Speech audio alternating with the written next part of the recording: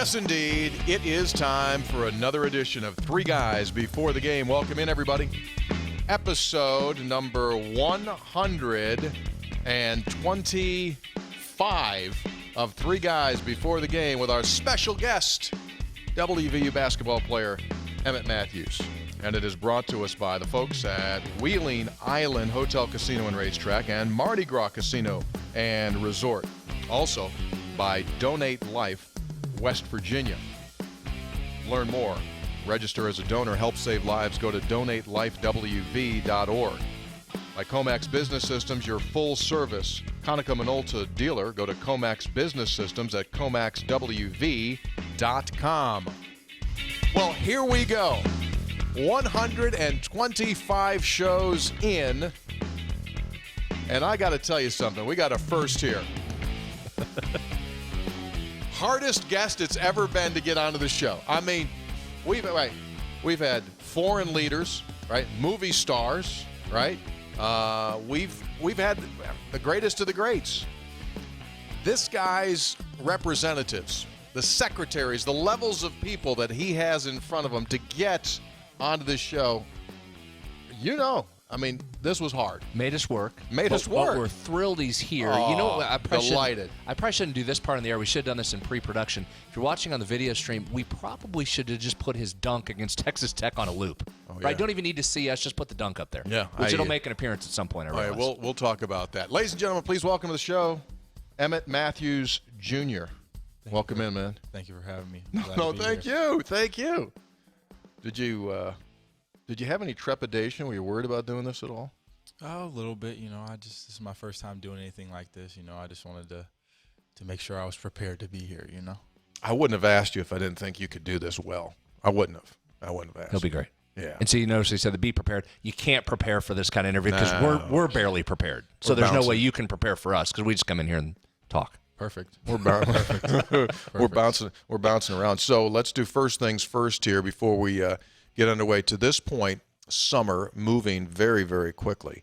July is here. August quickly approaches. You're getting ready. Guys are getting ready to really get into practice and work on the Spain deal, and then you're going to Spain. So you've already had your time back home before you guys got wound up again. How was going back home after being gone for, I would imagine, the longest period of time you've ever been gone? How was that when you got back home?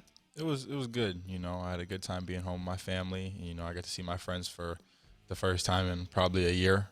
I went home for Christmas for a few days, and I didn't get to see all the people I wanted to. I was able to go into my school and say hi to my teachers, my principal, and get around and see everybody I wanted to see. Okay, first question: when you went back to your high school, were you geared up? Oh yeah. Were you going to ask where I was going next. You had to be logoed up, like right? You were totally geared up. Yeah, Did you go? Let me guess. You went some nice shoes, obviously, and don't tell me you went warm up pant. Did you go warm up pant? I think so. Yeah. So okay. So what was the top? Did you go hoodie? Oh no. Just it was nice outside. Probably I think mid-70s. So I wore just a nice T-shirt. Mountaineer T-shirt. Yeah, of course. Yeah. Of course. Yeah. So you were logo. So they looked at you and went like, "Whoa, that's the elite stuff. That's Nike Elite. Deal. That's the real good stuff." Now, how's the brand out there? You didn't have to explain what the Flying WV was to anybody, right? They got it. They're on it. I mean, for the most part, they know it. Before I came out, I was fortunate enough to meet some people that were graduates from WV, and they told me there's a whole bunch of WV graduates from Washington, and I was kind of shocked to hear that. So, a lot of people know about it out there. So it's everywhere. That's the lesson, right? Now you know that. Now that you're here, it's everywhere across the country. All over. Yeah. I see some WV graduate plates, like plate covers, and I'll just sit there and I look like, how are they even out here? You know, but it's a small world, and I'm fortunate to be here and see the family all the way across the country. I'll make a prediction for you. When you guys go overseas to play in Spain, that one of these two things will happen. Somebody that's not with you guys on the trip, you guys will just be walking somewhere and you'll have the Flying WV on. Someone will call out and say, "Yo, let's go Mountaineers." That'll either happen, or you guys will go into a restaurant bar and you'll hear Country Roads. One of those two things will happen. And you'll go like, seriously? I'm surprised you're saying one or two. I think it's a safe bet both of those happen. Yeah, probably. I think you hit both those. Yeah, so it'll blow your mind. It'll blow your mind. Here's a question I've always had for you. You're out in the Northwest, and obviously WVU has not had a whole lot of players through its history that have come that far. But you were already going to come to the Northeast. In fact, you were even going to go further. You were going to pull pretty much the whole coast-to-coast thing with your commitment to the University of Connecticut. Was that a decision that you made that I want to go east or I want to go significantly far away? And if so, why was that? You know, growing up, I grew up on the West Coast, and, you know, my dad's born in New Jersey, Long Branch. You know, I wanted to get away from home for college. You know, I wanted to get somewhere that was far, but, you know, like my mom couldn't come drive to see me. You know, I feel like if I would have went to, you know, a school in like Oregon or, you know, Washington, my mom could come see me whenever. You know, I wanted to be able to grow up on my own. And, you know, I feel like being able to get away from home and where my parents would have to catch a flight, or, you know, if anybody wanted to see me, they would have to actually, you know, fly out here to see me. I feel like that would be the best decision for me. And I was telling my dad that the whole time during my whole recruiting process was, you know, I want to get away. You know, I feel like being in Washington my whole life, I feel like I've been trapped. You know, I feel like I'm going to use basketball as that getaway, and being able to get somewhere that's all the way on the East Coast was always something I wanted to do. So 1 year into that process now, do you like the decision? Are you good? Did it work? Has it been like you thought it would be to get away from Washington like that? You know, I think the decision was one of my favorite decisions I've made in my whole life. You know, being able to have an iPhone, you know, being able to FaceTime my mom on a daily basis makes it a little easier for me. You know, when I first got here, I was a little homesick, but, you know, that's just what comes with, you know, getting away for the first time in your whole life. But, you know, after a year of doing it, I wouldn't have made any other decision. I'm glad to be here. What makes your decision to be happy and to stay here, which is always significant because it normally happens if guys do leave, it's normally after the first year, is that the season that you guys went through, if there ever was a time with, I'm out of here, this is crazy, it would have been this past season, because I don't need to tell you that was the most losses in school history. So the mere fact that you're like, oh, I'm good, I'm in, says a whole lot. Did you have any waver at all when the crap was hitting the fan, going like, this might not be the right place at the right time? You know, I talked to my mom a lot during that process. And, you know, I always had the option in high school where I could have transferred high schools, or, you know, I could have went to a school that had a better record or had, you know, better coaching or wherever. And, you know, I think, you know, not doing that my whole high school career kind of just made me the man I am right now. And, you know, I talk to my mom all the time, and, you know, just not knowing really what's going on, and, you know, we're losing games or whatever, you know, it's kind of just a part of the process. And I always was thinking, like, if I was in high school, I wouldn't transfer. So, you know, why would I do it now? You know, I made a decision to the people in West Virginia that I would be here. So I'm not going to let them down by going somewhere else, or, you know, doing what other people would do. So, you know, I just decided that I don't need to go anywhere else, and this is the place I need to be. So, and I'm sure that January into early February timeframe was really tough. Games are losing. It's guys are leaving the team, but then it kind of turns, and you get some. All right, here it is. It's your team. Jordan's going to get some minutes. You're going to get some minutes, and that was a totally different group. How important was that to you to finally get the chance? Like, okay, I've got to play. I'm going to get a bunch of minutes here. I'm not going to come in and out of this game. Give me the ball. Let's go. You know, it was huge for me. You know, the beginning of the season, I sat on the bench, you know, for more than half of those games, and I would get a little bit of minutes towards the end. And, you know, being able to just get thrown out in that fire, you know, my first start was at Kansas. You know, not many people can say that their first start was at Kansas. You know, you come out for warm-ups, and then the game is going to start, and you can't hear a thing. Yeah. You know, I'm looking at Hugs before the game, and he's talking to me, and I'm looking at him like, I can't even hear what he's saying. And that's so true, isn't it? Welcome to the Big 12, right? Yeah. And, you know, just, you know, having moments like that, and then, you know, obviously, you know, we had a huge postseason for, you know, what we had to go through during the season. I was just glad to be able to get thrown out there and build the bond and the chemistry that I did with my teammates. You know, it was a long road for us. You know, we learned so much about each other, and the coaches learned a lot about us also. You know, the guys we have coming back in, we're all resilient and, we're all ready to work and get the show on the road this year. Did that feel like your comfort zone, though? I'm sure the beginning of the season, you're looking around saying, I have not sat the bench. What the heck? What is this? But then as the season wore on, even though you're in those weird situations at Kansas, now you're back just playing ball. You're getting 35 minutes a game. That probably puts you back in your comfort zone, I would think. Yeah, when you get to college, it's a huge transition. Sure. And for me, it was the physical side and the mental side. I come in, I'm scrawny, and mentally, I think the game is just so much different than it is in high school. And so in the beginning of the season, everything's way faster, everybody's way stronger, and I don't really know how to use my body at this level yet. In high school, I was able to just put up like layups and everything because I was 6'7", everybody else was like 6'4", 6'5", maybe. Sure. And being able to get used to that over the season, and I think it was good for me to get the minutes that I was getting in the beginning to eventually for that all basically to turn around and for me to get the big jump. I think that time for me was good because over that time I got to learn, a lot of things. I had a group of guys older than me in my position. They kind of showed me the ways, and from the point where I did get thrown in there to the end of the season, I showed that what they taught me and everything, and I just grew from there.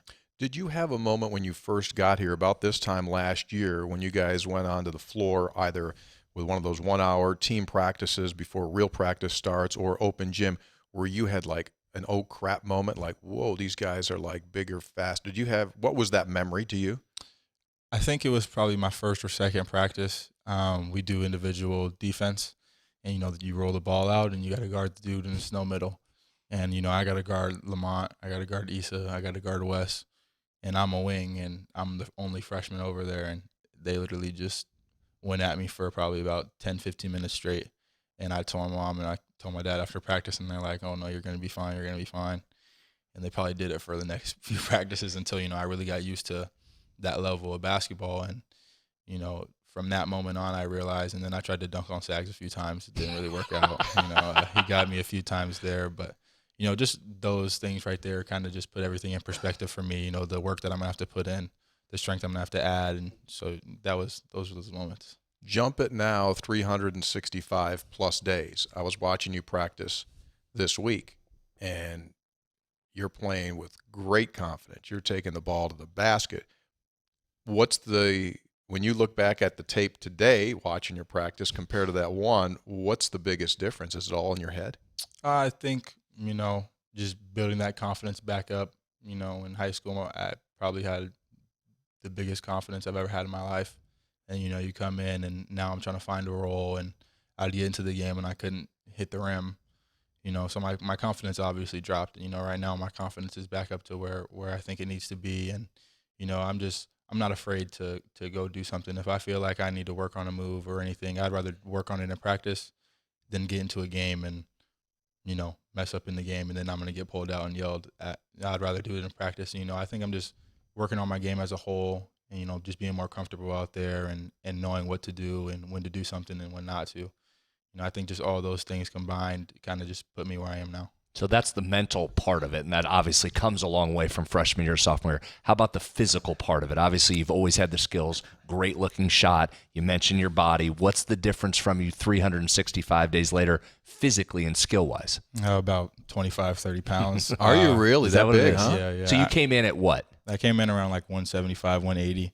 The day that I came out here, I didn't really eat at the airport. The airplane, it's pretty expensive. So, I came out here, first weight session, me and Jordan came in. We were both pretty light. I was around probably like 178. Right now I'm weighing in at like 206. So, just trying to add that weight and keep going by then. How about on the court? Shooting stroke is there. What's the next part of your game that comes this season that we'll see? Just being able to create. Last year I kind of just tried to spot up, and a lot of my buckets, if you watch, were off a cut. I'd come off a lot of screens and try to just find an open spot and get the ball and get a layup, or get fouled quick, get to the free throw line. This year I think I'm going to be able to create off the dribble, which is going to help me find my teammates also and be able to get more assists and just staying on the glass and getting rebounds and trying to bring everything into one and make it a complete package. Yeah, we'll talk about that coming up in detail. Hey, folks, here is a way that you can save a life, literally save a life. It's through Donate Life West Virginia. Do you realize that right now more than 90,000 people across our country are waiting for a kidney donation? 90,000 people. So think Mountaineer Field jammed to capacity plus about another 30,000 inside of it, 90,000. But you can do something about it. Think about this as far as becoming a donor. Register as a donor and help save lives. You can learn everything you need to know by going to donatelifewv.org. That's donatelifewv.org. Register as a donor today. donatelifewv.org. On paper, you were supposed to be a Connecticut Husky, and they had their coaching change. You received an opportunity to ask for your scholarship to, your national letter to be voided, and it was allowed, and that's how you got here to West Virginia. But the Mountaineers were recruiting you from the beginning while you were still in high school, among a lot of other high-profile schools. When was the first time West Virginia made contact with you? Who was it, and what do you remember about that? Well, the first person related to any West Virginia anything that talked to me about the school was Jordan McCabe. Coach McCabe? Coach McCabe. We played together at Under Armour All-American Camp, and some people do know that he lived in Seattle for around 2 to 3 years in the middle school time, and I'm from Tacoma. That's right down the street. We didn't meet each other back then. I saw him play at a few gyms. He probably saw me, but didn't even know who I was at the time. And, we get on the court, and I think he threw me an alley-oop or something. And I told him it was the Seattle-Tacoma connection. And he looks at me like, what? And, I told him I'm from Tacoma right then. And from that point on, he told me I'm going to come to West Virginia. And, I'm sitting there like, there's no way that I'm going to go to West Virginia from Washington. And, from that point on, he kind of just got on me about it. And then he talked to Coach Martin about me. And, from then on, Coach Martin stayed on me pretty heavy. And, yeah, that's pretty much it. I did not know he had that much of a role in it. He was huge. Him, he ended up getting Trey Dooms. And then, him and Trey Dooms, we had a group chat. And I saw on Twitter somebody called me, him, and Jordan Jet. It was Jordan, Emmitt, Trey. And, from that point on, we made a group chat, and it was called the Jet group chat. Regardless of me coming or not, it was still the Jet group chat, and we ended up being friends before I ended up coming to UConn, and it kind of just stayed going from there. And yeah. When the situation happens at Connecticut and you become back into play, does Coach McCabe then jump on that chat and start putting that pressure on heavy? He FaceTimed me the next morning, and he was just like, "Take your time with your decision, and you already know I'm going to be on you." And when I got my release, he talked to me a bunch about just what I'd be able to do. What our class will be able to do over the next few years here at the school, and, him and Trey, and, being able to have a guy like Derek, his game kind of just explains itself. He's an animal, and he just stayed on me about that, and I was fortunate. Hugs and Coach Martin ended up coming out to see me on a home visit. You got Hugs sitting in your living room out in Washington, and, my grandpa's losing his mind, and I'm trying to keep it composed, just because I don't want to make him feel I'm going to commit, right on the spot, and you didn't want to show your hand too early, right? I didn't want to, give him that, feeling yet. I wanted to come on a visit and see Morgantown for itself, and I came out here and I fell in love with the place, and that was it. What was your grandfather's fascination about Hugs? What was his recollection of Hugs? The day I told him that, he was coming in, he was just like, oh, this is big news, and my grandpa, he follows a lot of college basketball, and, he's a big Washington fan, he's from the area. So, just him hearing that you got Hugs coming into your house, and, it was big for him just hearing any coach was coming into the house. And, you got a Hall of Fame coach, who's coming into your home, and he's going to sit right here at on the couches that we sit on, and we're just all going to watch TV and talk. He's just like, what should I make for dinner? What do I need to do? Well, all right, so we have to ask you this: the biggest difference between recruiting Hugs and coaching Hugs when you showed up for the first practice. What's the biggest thing that you went? Did you go, oh, whoa, hey, this isn't the same guy that was on my couch? A lot of people talk about, when they get recruited, you get a different coach than you do when you actually get on campus. For me, I think when I got here, Hugs was fairly the same. And that's why I appreciate Hugs and the coaching staff for who they are. Is, when I got here, nothing changed. I wasn't told anything when I was getting recruited that changed when I got here. And, that was big for me, is coming here and, knowing that the coaches are real and real genuine people, and I could go talk to them about anything the same way I could talk to them when I was getting recruited. So, I appreciate them for that. And, it's pretty crazy to get to a school and a coach like Hugs, he didn't lie to me one time during the recruiting process, and he got me, and now I'm here, and he still hasn't backed down from anything. So well, that's good. But the volume was a little bit different. Oh no, yeah, of the course, volume go up a little bit when practice started. Oh, it went up about 200%. So when he was in the house, did he give you he gave you this one when he talks real quiet like that? Oh no, he was quiet for most of the time.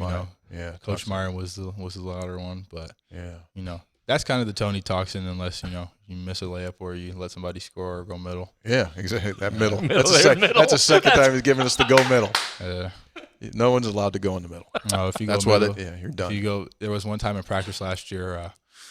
Coach Martin gets on me pretty good in practice, and we were in practice, and one dude literally just went middle on me, and I was so used to him just telling me to go get on the treadmill. I think it was the day before a game, and I literally just ran to the treadmill. I didn't even let him tell me anything. I was like, all right, let me just go here right now and get out the way. Yeah. And they were all looking for me, like, where'd he go? Where'd he go? And I'm over in the corner running on the treadmill, and they're like, oh. Gave up middle. He didn't even tell me. I was like, Coach, I gave up middle. I wanted to get out the way. Yeah. Gave up middle. Self-confession is always good. The schools that were listed after you: West Virginia, Georgetown, Boston College, LSU, Oregon State, Seton Hall, Washington State, and Wichita State.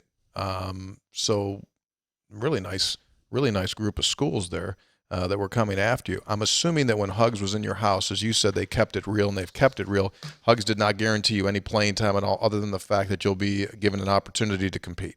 Oh, of course. That was the whole thing. He came in, he told me, regardless of, how good you are right now or how good you'll be next year or the years after that, you can be a 5-star and you can come in and you can not play a minute.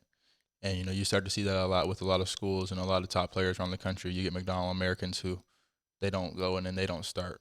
And, he told me from the jump I was going to have to come in and I was going to have to work.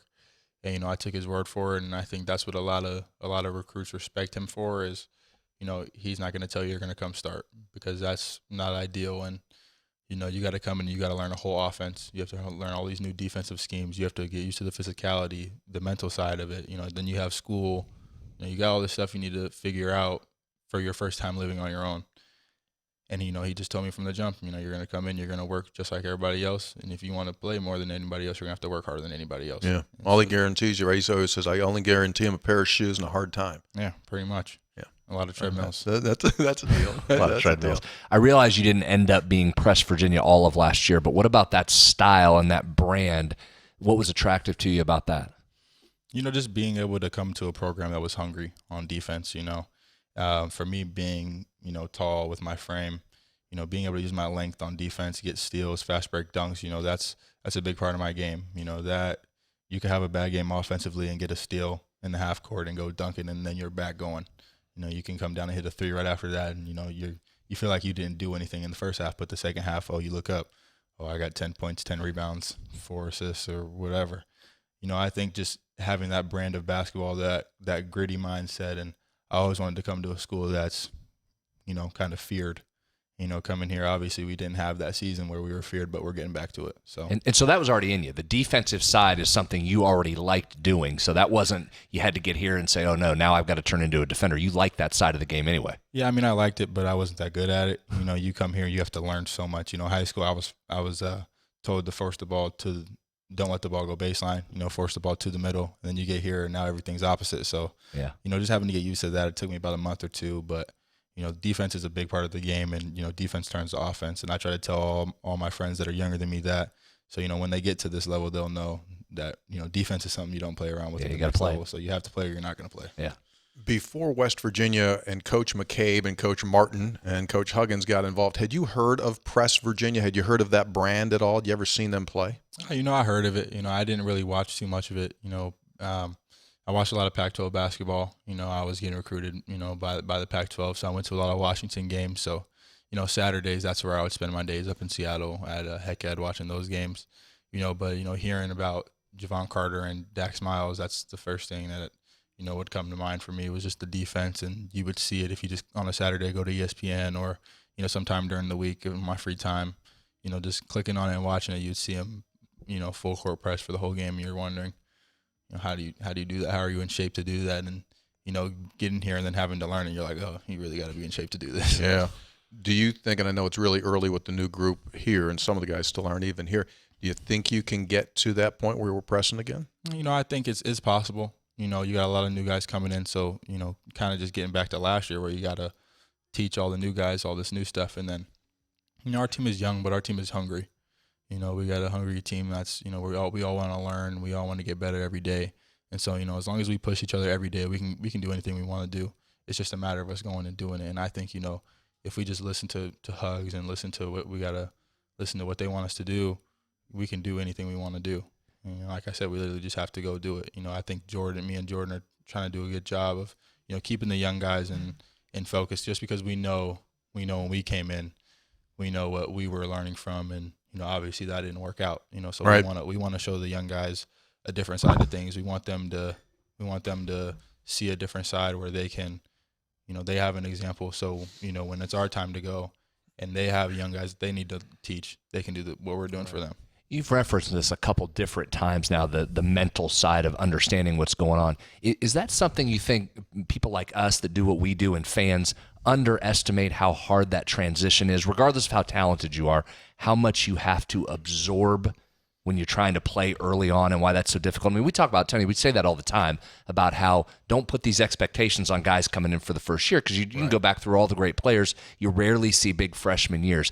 Is that the thing we undervalue the most, is just how much is being crammed into your brain with scouting reports and defense and help defense and all that kind of stuff?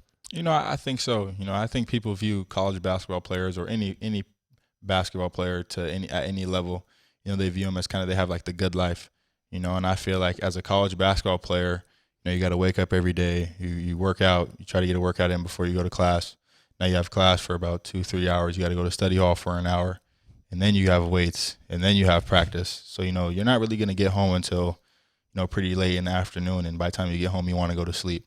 So, mentally you're taking a toll, and physically, obviously you're taking a beating physically, but, it's kind of just all part of the process. And, mentally you just kind of try to build up from the bottom, and I think that's what I did. And that's kind of where I am now, is trying to just maintain everything and keep my body healthy and keep my mind strong, and don't let anything get in the way of all that. And now you know what's coming. I think that's got to be a huge thing for you, right? You know what's going to happen now as you get into, okay, here's what September's like, here's what October's like, here's what January's like. That's got to be a huge relief coming back for year two. Oh yeah, and I try to tell the young guys that too. You're going to have your first practice, and you're going to be like, oh. And then what's happening? And then you're going to have your first practice around the Big 12 time. You're like, okay, I could do this. Yeah. But, it's a huge difference, just knowing what I'm going to get into this season, and from the first practice then, where I didn't know anything. Right. Now I know almost everything, and, I'm still trying to learn as much as I can. And, just going from that to this is way better. Conversation with Emmitt Matthews continues, and the place to be if you're looking for fun on the weekends, Mardi Gras Casino and Resort, all free entertainment. Fridays and Saturdays, Louis Lounge from 9 until midnight. Full promotional calendar available at mardigras.casino.wv.com. And you ever think about adopting a greyhound racing dog? Yeah, absolutely available. And they're gold. They are absolute gold when it comes to animals. You can do that by checking out the Wheeling Island Greyhound Adoption Agency, open every Friday through Sunday from noon until 1:30 to make a face-to-face visit. Or for information, you call 304-231-1899, 304-231-1899, Wheeling Island Greyhound Adoption Agency. During the season, when mom and dad are listening, watching your games, we've talked that when West Virginia tips at 7, this time it's 4 back home. Yeah. And your dad, I think, is driving from work, so he's either listening or whatever. So there's that time difference. Let's talk a little bit about family here. You mentioned, so you're Emmitt Matthews Jr., Emmitt Matthews Sr. Dad has a military background, correct? Mm-hmm. And so that's how you guys bounced literally from coast to coast. Yeah. My dad was going into his sophomore year of college, and his dad ended up getting sick with Agent Orange. and he decided to go into the military, and years later he gets stationed in Washington. He drove his truck all the way from New Jersey to Washington. He still has Jersey plates on his truck, and he still has the same truck from back then. Oh my! And, yeah, that's his prized possession. And he met my mom, and basically we went from there. Yeah. So your grandfather then was at Vietnam, correct? And your dad, Operation Desert Storm, correct? So you've got that military background. Is your dad still kind of that military thing? Were you raised up straight, pay attention, like bed made, perfectly straight, do what I bouncing do, a quarter off it? Was it do that? what I tell you to do? Was it that? I mean, to an extent, it wasn't too bad. My dad was an athlete, so he played at Rutgers, right, for a year or a semester. Played a year of football at Rutgers, but he wanted me to, kind of take his footsteps and go to the level that he wasn't able to. He was my coach in every sport. I played football, basketball, track, baseball. I was kind of all over the place. I always wanted to play soccer, but it was during football season, so my parents never let me. He just rose me the right way, and he wanted me to be, the complete, everything he wanted to be, and he showed me everything that he wasn't able to get when he was younger, and so he always, any shoe that he felt I needed or any shoe I would try to ask to get, he would get it for me. Anything I ever wanted, my parents would always try to get it for me. If it was too much, I understand, but they did a really good job of, making sure everything was good for us. Yeah. And you've also had great loss in your family as well when you were young, right? 8 years old, you lost a brother who was 14 years old, who suffered from cerebral palsy. And 8 years old, so you're talking in that third grade range. So you're certainly, what's going on. You have memories of that. What's that? Does that stay with you constantly? How do you deal with that? I just wake up every day. I thank God. I'm blessed to be in the position I'm in. I'm able to move every day. A lot of people aren't able to. You get a lot of people that are handicapped and that have cerebral palsy that aren't able to move. And so, you think of stuff like that. I like to think that, God gave me, the gift that I have, and he took a little bit away from my brother to give to me. And I feel like people view people with cerebral palsy or anybody that's handicapped as they're a little different. They're the same as us. And it's crazy because most of them are smarter than we are. We just don't know it, and you don't realize it. But I wake up every day and I'm just thankful for everything I have, and I was fortunate to have a brother like that, so I could see it. And I grew up, and my brother worked with special ed kids in middle school and in high school, and my sister did the same. And, having siblings like that, that are willing to do that stuff, and whenever I can, I'm just thankful. I just try to give my thanks out to God for that. Yeah. So because of that, your brother and sister have also been involved with it as well. He was 14 years old when he passed. Huh? Yeah. And that's obviously that never leaves you, but I think the way that you're approaching that and using that as motivation, using that to honor him, is a wonderful perspective on doing just that. You mentioned that you played a bunch of different sports. So you said football, you said track, you said baseball. When did those filter down and basketball become, this is what I'm going to do?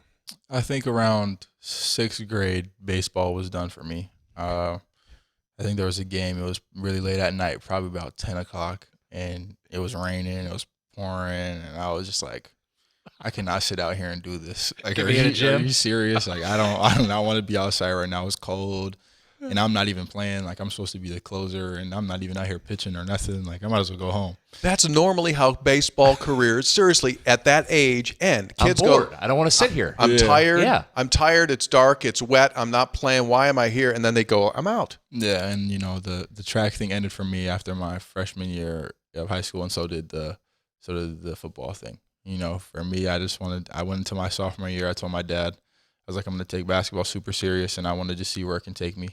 And, from that point on, we got on the gym every day, and I kind of just worked on my game. And, it was rough.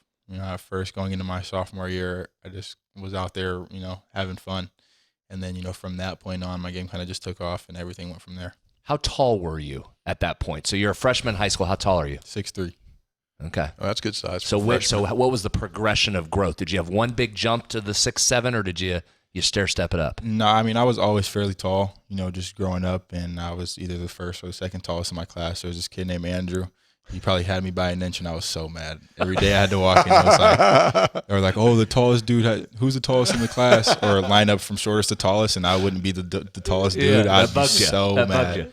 I'd be so mad. But no, I was around 6'3", and then I jumped to like 6'5", and then from there to 6'7", and now I'm still growing, but I want to get 6'8". Hopefully, I could do so. Oh, you're still going. Yeah, I'm still going. I grew a whole shoe size since I've been here. Ooh, Really? Ooh, this is news. Yeah. Hold on. What This size is you wear? news. What size shoes? 14. I'm not like you. I think what are you 16? 16. Yeah, I heard that Yeah, on Flowers was John attacking. Flowers Yeah, he was Instagram. attacking. He's freakish with that. Yeah. So that's pretty good. So he passed. So he was taller. Well, Konate's what? 6'2", 6'3".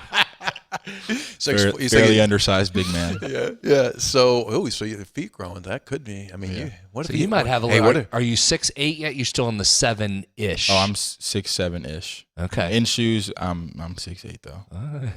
Hopefully, I'll be listed at 6'8" this season. All right. Dude, what if you have one more spurt? Like you wake up one morning like Jack and the Beanstalk, and you're like, We need a 6'10". Get you 6'10". You're 6'11". Because then you basically round up to 7 foot tall. Then Then I you're a can- 7 foot wing. Then I could play the 5. Yeah. No, you don't want to do shoot, that. No, Sorry, not anymore. Derek. There's no 5. Shoot it. Sorry, Derek. Yeah, shoot it. I could be point forward though. Yeah, That'd exactly. be That's that'd the be NBA interesting. game. That'd be interesting. Yeah. There you go, man. Ball handling skills, shooting skills, but 6'10", 6'11", that's where we need to get you. It'd take me a while. I'd be out of shape and just out of whack for a little bit. But when I got used to it, I think I'd be an animal. Where were you and how old were you when you first dunked?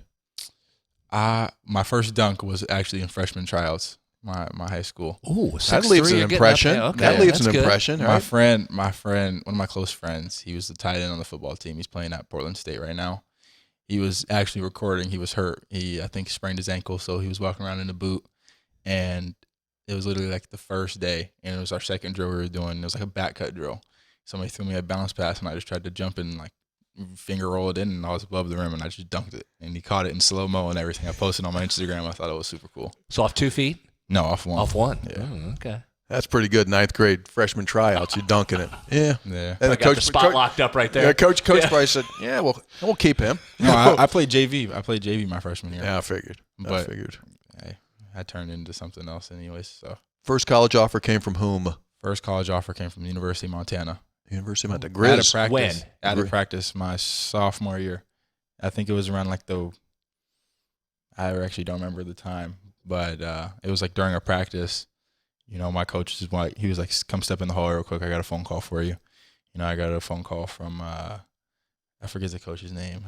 I don't know who's at It's Montana. still the same coach, but he called me and he was like, "This is your first offer, and always remember we're your first offer. So if you get any big schools like Washington, and Good pitch. Yeah. you can still come here and do the same thing you'd be able to do there." So Yeah. So how'd you handle it? Had you thought about that moment? Did you know what you were going to say? Did you just say thanks? How'd you respond? I said thank you, but there was something bigger that I was chasing. I was a big Duke fan, so I was like, "Oh, this isn't Duke," Yeah. regardless of But you any didn't tell other the school. Montana dude Oh, that. no, So no, how'd you no, just say no. thanks? I appreciate that. We'll stay in touch. I was just really thankful, just to get my first offer as a sophomore. For me, it was just huge. Being able to just to get one offer, for basketball that I really just really started taking serious for the first time, and being able to get that first offer, I could go tell people, "Oh, I'm D1," Yeah. and I thought that was just really cool to have one offer. But in all seriousness, mentally, that probably helped you. I'm guessing in the back of your mind, you're growing, you're getting better, you're thinking, all right, I can do this. I can be a D1 guy. But an offer actually comes in that had to make you feel like, all right, that validates me a little bit. Let's roll. Oh yeah, it just showed me, the ceiling that I could, touch and just try to get through that ceiling. And I think it just set a bar for me. And that was like, okay, now I'm here. Now let's try to get here. Now let's try to get here. And I just kept trying to inch past, and I kept getting more and more offers. And I was just so happy to get all of them. And it was pretty exciting. The Tacoma News Tribune said, when you were coming out, Matthews has a recruiting buzz that hasn't been seen in a Tacoma basketball player since Isaiah Thomas. That's not a bad little comparison there, huh? West Virginia faced him, Yeah. right? Yeah, West Virginia faced him in the on the way to the Final Four. Sweet 16. I was seeing some highlights yesterday, actually. Yeah. Yeah, saw this little guy running on the court. I was like, "Oh, that's Isaiah Thomas." Yeah, there he was. And Donnie Marshall also was a Northwest guy. Connecticut guy that eventually ended up. Your high school coach said his athleticism is off the charts. A 6'7" kid who runs a 4.5 40. And with all the work he puts in the game, I'm super proud of him. So if we did bring you over to the football stadium right now and had you run a 40, where would you clock in at? 4.4. I'm calling it a 4.4. Come on, you're not running a 4.4. It gotta be around there. You gotta be around there. Really? You think? Yeah. I hope so. You put If not, I'm 25 slow. on. Yeah, but a lot of it went to my legs. So if it goes to your legs, you're a little faster. Well but- done. Nice comeback. Yeah, that's very good. Let's walk through your season a little bit here, because it was fun. It was fun to watch you mature as time went on. What was interesting, you said your first ever start was at Allen Fieldhouse when everything had happened. They had the dismissals of Issa and Wes, and so you could become a starter. But what was really interesting, you never played in the first Kansas game in Morgantown. Didn't get off the bench. Not 1 minute. Zero. Warm-ups were fun, though. DNP CD did not play, coach's decision. So you go from that, not playing at all in that game, that was January 19th. Basically a month later, February 16, you're at Kansas. Not only are you going to play a little bit, you're going to start in the lineup. So let's just kind of do this thing. You don't get off the bench against Buffalo.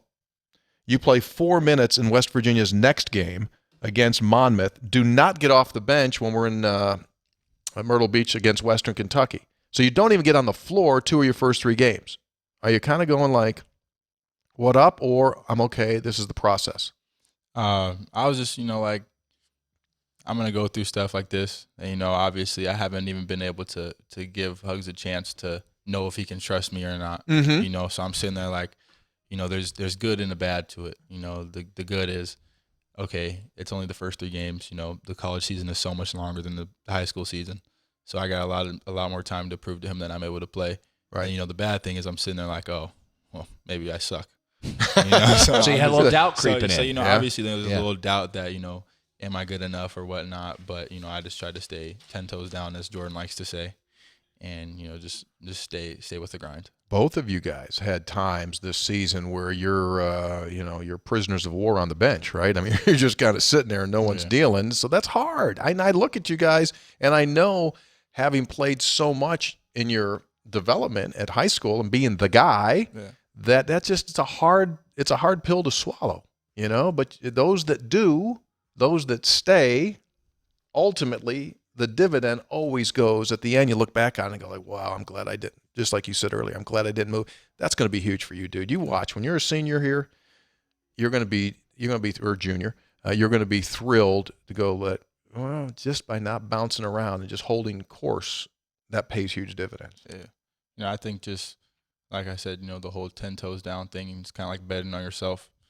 And, just being able to do that and know that, if I know I'm going to put the work in and I know that, I have a coach that can trust and he's going to believe in me and, not be afraid to throw me out there at any moment in time.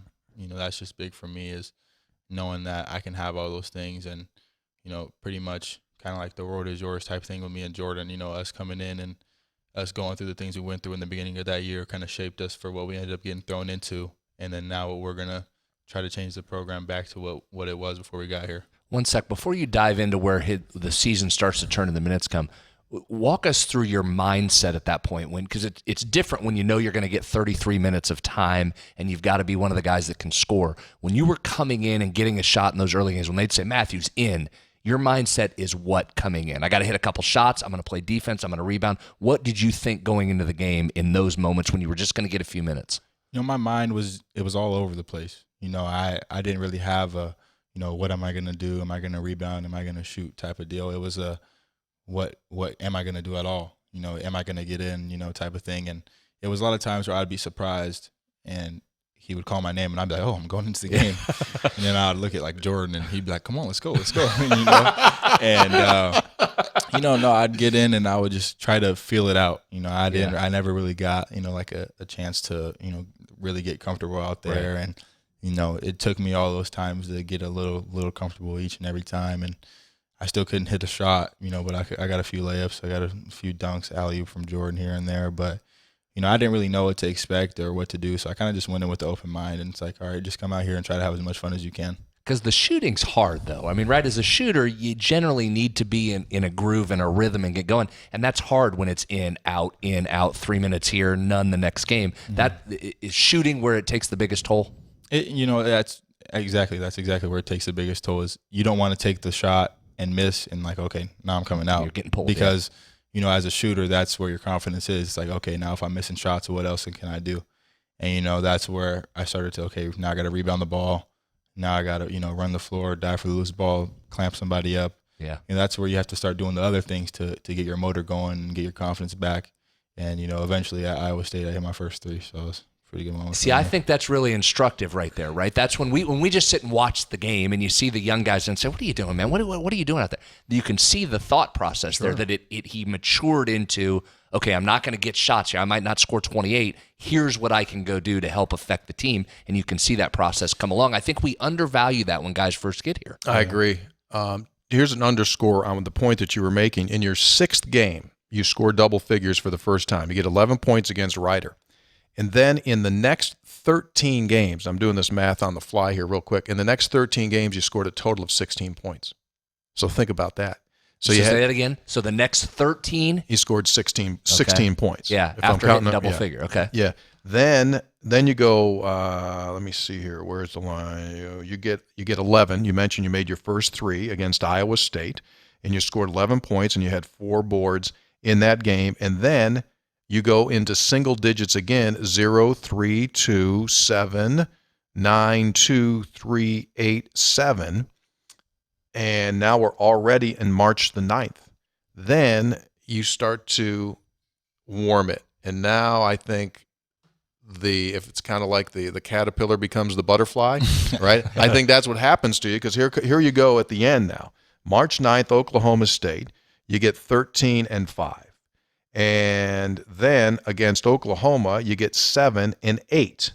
Texas Tech, you go stupid, and you get 28-8, including what I would consider one of the best dunks I've seen at West Virginia. Yeah, period. And the Joe Alexander dunk in the Big East Conference tournament, which you've probably heard about. You might have been in diapers back then, but those were similar dunks. Very similar right conference tournament game. You, Tariq Owens. And so that you go for 28-8, big boy numbers there. Then against Kansas in the tournament, you get 5-3. Then Grand Canyon 11-6, Coastal Carolina 21-8, and people come out of this season and they say, well, this kid's got a real chance to be really good. Huggs in his press conference after the first team practice for this exhibition trip coming up said it's not close, that you're the most improved player on the team, and he lauded you and Jordan for, as you've been talking about, taking a leadership role on that team, which is not totally unusual for sophomores, but it doesn't happen often that sophomores become the kings. But basically, with what's happening with this team right now, it fits. So a lot of great pluses here as this thing has you rode the hard course here, and you're coming out of it smelling good. Yeah. I'm really excited, for this upcoming season. Like I said, we got some really, really good guys coming in. Oscar is okay. There he said. Here we go. We got it. That was the opening. That's the opening. Let's go. Let's talk. Let's talk. He introduced Oscar. Now the line of questioning with Oscar opens up. All right, here we go. Oscar's I can't really explain him. He's just like when he's out there, he's a deer in headlights trying to learn everything. But, he's a physical specimen like I've never seen before. I don't really know how tall he is. I think like 6'7" or 6'8". Yeah, 6'8". But his body frame is like sculpted by Michelangelo. Yeah. And, he jumps out the gym. His mid-range game is really, really good. And, he's just able to do things that, I haven't seen somebody do at his size and strength. And, he's a workhorse. He's a guy that's going to go out and get you as many rebounds as you want. You can't really put a number because he might get 30 one game. But, he's going to go out there and he's going to do whatever you need him to do. And then there's going to be times where he's going to come down the lane and you just put it up by the rim and he might just windmill it. You never really know with him. An open gym, you know, it was a close game. It was around like 6-6, and we played a 7. And you have to hit the free throw to validate it. They throw the ball up court, and there's probably like 3 dudes that are with him on the fast break that are on his team, and he goes reverse cradle off of 2 feet, and then he goes and he knocks down the free throw. And, you know, you're just like, okay, you know, I know where this is going to go. So, you know, he's a great kid, you know, and he's a great player. So See, we talk all the time here, and we joke about the rebounding side of things. You put Culver and Oscar in there, and you had some nice rebounding games as well. I don't even know that you need to rebound next year, do you? It's going to be a battle between those two to get all of them. Can you just focus on some other things and leave the rebounding to them? Oh, you'll see me down there. You know, the probability that I get them with them 2 in the game is pretty low. You know, you can go back and see the amount of times Derek has stolen rebounds from me. You know, I actually have a picture of him stealing a rebound I posted for his birthday.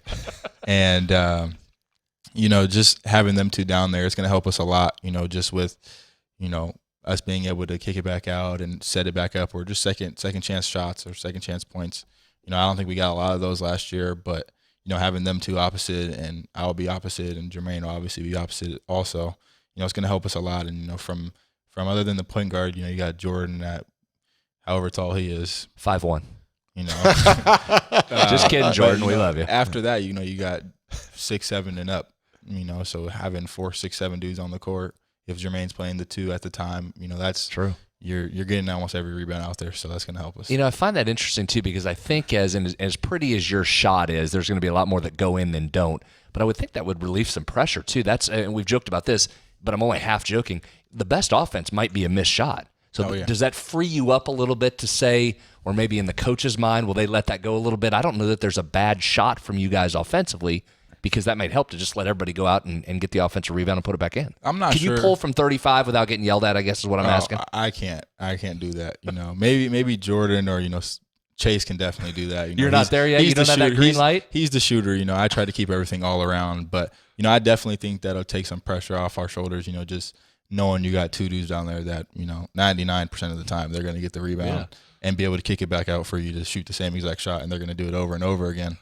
I think that's going to help us a lot. You know, I don't think the coaches will, you know, enjoy it, but I think for us it'll just take a lot of slack off our shoulders, and we'll just be able to pull it whenever. Give me some initial thoughts. Sean McNeil, the shooter. Shooter, double shooter. Times 3. He can make them, huh? He can create off the dribble. You know, I'm not sure about the Hot Boy nickname, but, you know, he plays. Is that what they call him? Yeah, that's his Instagram name, Hot Boy 22. Ooh, did you know that, Senator? I did. I saw this going around on Instagram or Twitter. Hot Boy. I saw that's this. What we call him. We call him the Hot Boy. You guys might have to get him on here to tell you the story. It has to do with, I think, like a Lil Wayne song or something. Oh, okay, at a team camp, he was talking about, you know, just, I don't know. I think he was listened to the song and said something about a hot boy, and him and a few of his friends said that, all right, now we got to change to the hot boy thing. So he's hot boy. You know, he can shoot the ball. He can do pretty much everything. A lot of raves early on Deuce. Like him. Workhorse. Plays defense. He reminds me a little of Dax. Like, you know, just watching him play. Yep, I agree. Didn't play with Dax, you know, but, you know, seeing like highlights or whatever, or, you know, Deuce is kind of just a younger version of that. You know, Deuce is going to be able to knock down the open shot. He can create off the dribble. He can dunk on you. You know, he's going to clamp you up. Deuce has a passion for defense. You know, I think that right there is going to be big for him. Just as a freshman coming in and already knowing, okay, I'm not going to play if I don't play defense. That's going to be big for him. He's going to get a lot of minutes. So he's good. He's good. Yeah. 2 things before we let you go here. We do appreciate your time. Chemistry. You mentioned Oscar. I mean, he's got a great personality, and seems as though. What did you learn about the importance of chemistry after going through this past season? It's huge. You know, I think when I got here, we could have did a lot more team bonding stuff. You know, we could have did a lot of stuff that we didn't do, and, you know, I think this summer we've done a lot more the summer's not even really over yet. You know, we've done a lot more than what I did when I first got here over the whole year. And, you know, this group of guys, you know, we all like to hang out with each other. You know, if you see one of us, you see all of us. It's not just one guy going to do something on his own. You know, even if it's just going to Qdoba, you know, it's going to be 3 or 4 of us you'll see. And, you know, I think it's going to be huge for us to just build that chemistry And I think going to Spain and being able to play those early games it'll be huge for us early. So we'll go into the first game of the regular season and, already have a chemistry. So teams are already going to be behind, and, we're already going to have a chemistry that teams are already going to want to have. And for us to be able to build that before the season and then eventually get into conference play, we'll have a pretty good chemistry and be ready to roll from there. Yeah. One of our sponsors on Three Guys Before the Game is Comex Business Systems, your full-service Konica Minolta dealer. If you think you're paying too much for your monthly ink and copier supplies, you probably are. What's the problem over there? You notice? Don't let us interrupt the live read. Go ahead, finish live. We're just having a conversation here. We're good. I noticed that too. But okay. So if you if you think that you're paying too much for your monthly ink and copier supplies, you probably are. Reach out to Comax to discuss how their managed print systems may be able to save you money. Don't pee away your money when it comes to printing supplies. Go to Comax Business Systems at comaxwv.com. They can save you money. All right, so now the secret. You want to know the special secret? Secret. I'm going to share this with you. You want to take your game and team success to the optimum level? Show me the way. I'm going to show you. I'm going to tell you what it is, and you'll go like, yeah, Is this going to be a lecture? Yeah, a little bit. Huh? He usually does this. I don't know why. He's just started doing this lately. Get guys in here. It's like at the end, he's like grandpa. He starts lecturing. I don't know what All right, go ahead. You know what I think the greatest untapped thing that people don't do enough of to improve your game? What? Meditate? Sports psychology. Oh, see a sports, psychiatrist? CPAS stuff. Well, you got people in the building there. Yeah. Here's what I think, dude. Like you said, first time you get out there to start at Kansas, Hugs is talking to you in the huddle before the game, and you can't hear a word he's saying because you can't hear. I think the greatest untapped resource is sports performance. And I think that putting yourself in a situation so that when it really gets riled up, that's the one last thing I don't think teams are doing enough of. Senator, you've been in this business for a long time. Guys crumble. So you get in those situations. Down 1, 16 seconds to go. Timeout. You got the ball. And then a play blows up. Doesn't happen. Why? Because guys are, right? Yeah. The great ones, what do the great ones do? You watch a ton of tape. We talked to you before we started here. You watch a ton of old stuff. You watch guys. What do the greatest of the great ones do? Like, did Michael Jordan ever look? Did he ever look? Nah. No, he just went and got it. He didn't get flustered. I think that's a mindset. I agree with you. And some of that's experience, right? Some of that comes with going through it. Now when you go back to Allen Fieldhouse, you're not going to be freaked out. You're like, all right, fine, it's loud. But I think you're right. I think that's – and the pros do this. I mean, the NBA guys that are really elite do that. They're talking through that. What should I do? How do I perform? How do I get into my peak mindset to be ready to go? I agree. Yeah. I know you bang that drum a lot, but normally I would argue with you on almost everything. I do think you're right on that. I agree. I'm just saying. I mean, because when the thing finally, because there's going to come a point in games. It happens all the time in games where it's like whose knees are going to knock and who's going to be the man. Yeah. I think you got all the attributes to be the guy. I really do. He does. This was a wonderful episode. I think people are going to love this. We have to have him back. I don't think we gave enough time to the 28 against Texas Tech. You're probably right. That deserved about 15 minutes by itself. Do you like my call? The national runner-up, one of the best defensive teams in America, he made him look stupid, silly. Just laughed at him. How'd you guys? I mean, you guys just punched them in the face. How did that brew up? I think they gave us a little salt. We had a little salty taste from Lubbock. Oh yeah, they kind of went up to tweak your nose. Right? Kind of give you one of those. They put one on us, and I think the media did say that I think their coach said that they big boyed us. Yeah, I think that was what. Yeah. I think we heard that, and we heard that in film the next day. I want to say, and Hugs was not pleased to see that. He was big boyed because that's what we usually do. No one big boys the big boy. And we said next time we see them, we'll be the big boys, and we're not gonna back down to nothing. And I think we prepared really well. I think we had a late game against Oklahoma the night before. I think it was the 9 o'clock game. I think you're right. Yeah. And, I think it was a late game, but we got to the hotel and everybody got off their feet and rested. And I think mentally we came out to that game with a different mentality than we came out for a lot of other games. We were in warm-ups. I do remember this. We were in warm-ups, and we were warming up on their side of the court. And, nobody's out there warming up. We're out there about an hour and a half stretching or 2 hours before the game, just stretching. They don't usually come out until the time that they need to be on the court, and we're on their side of the court, and they come out and they look at us and they start laughing. Ooh. I'm like, Ooh, wait, whoa, time out, 30-second time out. Yeah. What kind of laugh was it? Like, It was like, oh, we're about to scrape you guys type of laugh. And for us to see that, because from what we came from to where we're at now, it's like, okay, you want to laugh? Like, okay, let's laugh. Let's have some fun. Ooh, I like so it. They I like this. That's good. Just seeing that, I think put a little more of a chip on our shoulder. And, we got into the huddle and we broke the huddle saying something that I'm not going to say on here. And, from that point on, it was go time. Before the game, I got with James and I watched about 20 minutes of Jarrett Culver film. James Long is a video coordinator. Yeah, Go ahead. James Long put together about me and Coach Martin talked about it all week. It was like, okay, you see the seed, who we're going to play the second game, who you're going to guard. I told him, I'm going to be ready, Coach. You don't worry about it. I'm going to be ready. Okay, so that's interesting. So you went in that with a defensive mindset. You were looking to match up on Culver. Okay, and yet you turn around and you pop 28. Yeah, well, I mean, going into the game, I just remember it all the times when we played in Lubbock. When I get in with the last 5 minutes of the game, him coming off a screen, he gets a layup. They throw a long ball on the inbound, and I fall to the ground. He catches it and dunks it. So I remember stuff like that, and I'm sitting there and I'm like, okay, next time I'm putting it on you guys next time. So. I watched 20 minutes of film of just like his last shots that he was putting up, and seeing how he gets his buckets, and I think the whole team kind of just took on the mentality that we're not going to lose the game regardless of what happens. We know they're going to make their runs. We know we're going to make our runs. That's how basketball is. And, we went out there and we just played ball. Do you know where you were point wise? Did you ever look up? I mean, I know that's easier to see nowadays. It's usually on the video board. Did you look at that? Did you know? I mean, usually I could just kind of feel it. Yeah.